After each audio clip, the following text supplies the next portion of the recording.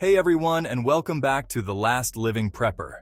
In today's video, we will be discussing what is a get-home bag, what to consider when preparing the get-home bag, and what to include in the bag.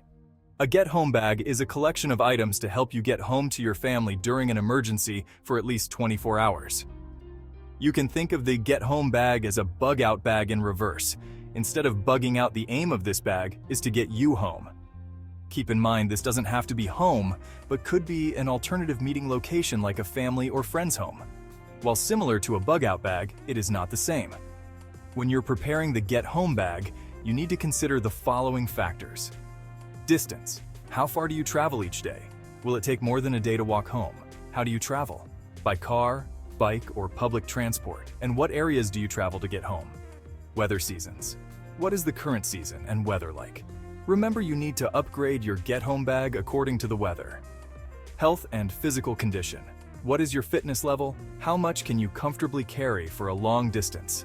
Another matter which you should think of before preparing your get-home bag are possible emergency scenarios which you may come across, such as running out of gas, being in a stranded situation, what includes road closure, serious weather condition, snow or ice storm, hurricane or very strong wind events, the power outage, industrial fires, multi-car collision, train derailments, chemical spills, metro fire, roadway shootings, collision with wildlife.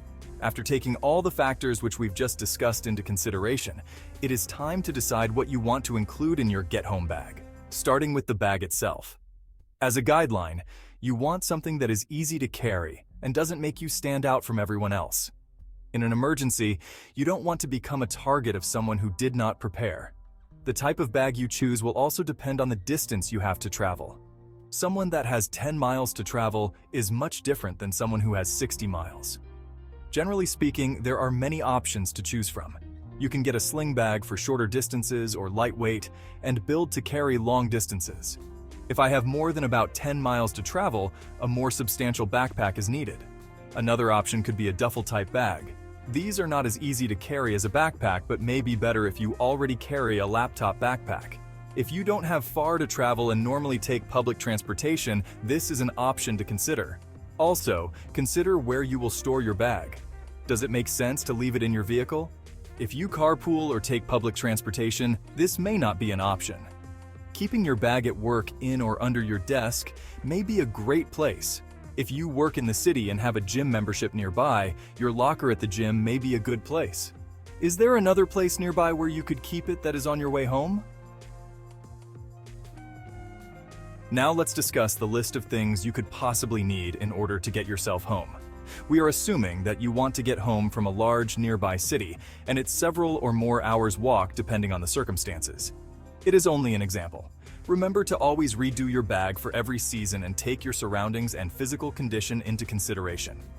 Here are the 5 priorities of survival that your get-home bag must help you meet. Tools and safety, fire, water, food, shelter, and warm clothes. In the tools and safety category, you should include items which give you the ability to do a wide variety of tasks in either wilderness or urban scenarios. It also ensures that any medical emergencies will be covered. We recommend you buy the best tools that your budget allows and get training to use each of them to the best of your ability.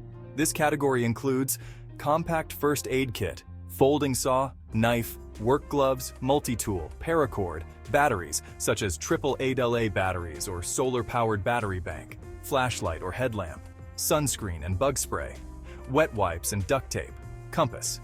Most of the items which we just mentioned are widely discussed in our previous videos. 12 essential items to keep at home for SHTF situations, and 12 essential tools to have in your car. A good quality tourniquet, field sharpener, and oversized cotton shima are great additions to your get-home bag too. You might need a tourniquet to apply pressure to a limb or extremity in order to create ischemia or stop the flow of blood. It may be used in emergencies, in surgery, or in post-operative rehabilitation.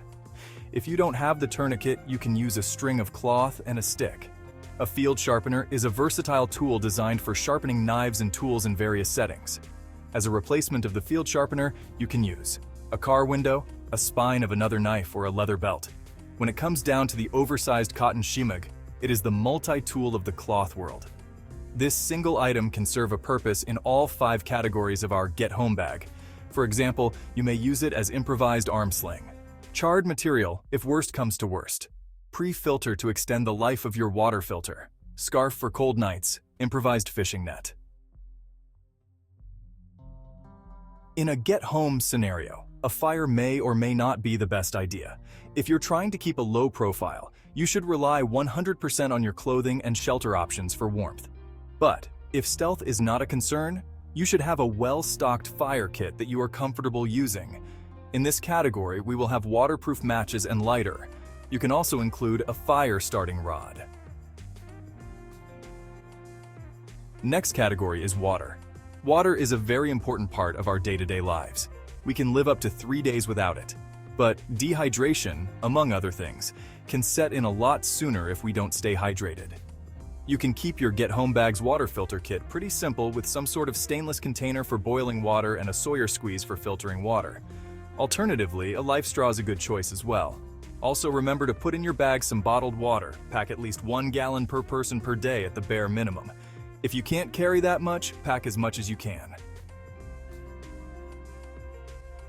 When packing food for a Get Home bag, focus on items that are high in calories and easy to eat on the go, such as granola bars, jerky, and trail mix. Use Ziploc bags to keep the food in one place. Ideally, your Get Home bag should contain enough food and water to last you for 3 days. You'll need food for energy and water for both drinking and hygiene. Another option is to use a ration pack, which contains compressed bars, tea, and soup. The last category on our list is shelter and warm clothes. To be protected from the elements, use lightweight and good quality poncho with metal eyelets at the edges and press studs.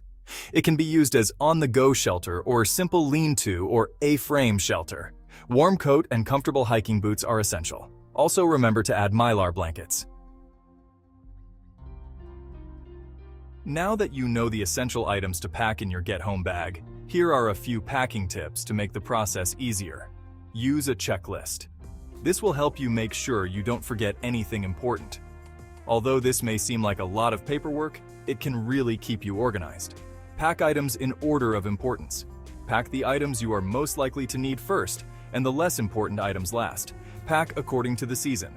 Be sure to pack seasonal items, such as summer clothes or winter hats and gloves. Make sure you have enough water.